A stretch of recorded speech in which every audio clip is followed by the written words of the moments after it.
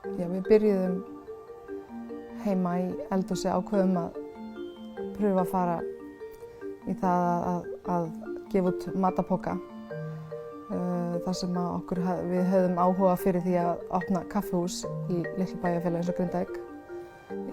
Völdum okkur 10 staði til að gefa þessa matarpoka og sjá hvert það myndi leiða okkur. Og út frá því sem sagt bara byrjunin á því að 1 og 2 ákveða að kaupa áfram frá okkur þessa poka. Og það voru svona námskeiðspokar þar sem við gátum selt mat með námskeiði. Við stofnuðum þá sem sagt halpaliða hjá Höllu 2013. Svo sem sagt fórum við að færa okkur yfir í gömlu Hafnarvigtina í Grindavík og þar vorum við með lítið bara take-away eldhús og vorum ekki með neitt veitingastað, ekki til þess að fólk geti sittið inni hjá okkur. Og út frá því sem sagt byrjaði svona veisluþjónusta líka. Þá fórum við að athuga með fjárfestingar varðandi húsnæði.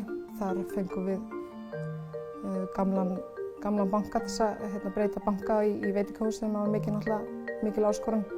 Svo varð það þannig að það bara sótti það vel fólk að veitingastaðurinn okkar var í rauninni alltaf fullur.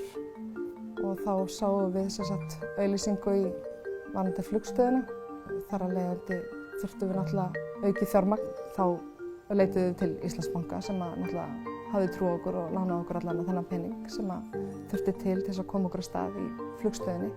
Það er náttúrulega bara að hafa trú á því sem maður að gera. Það er alveg númer 1, 2 og 3.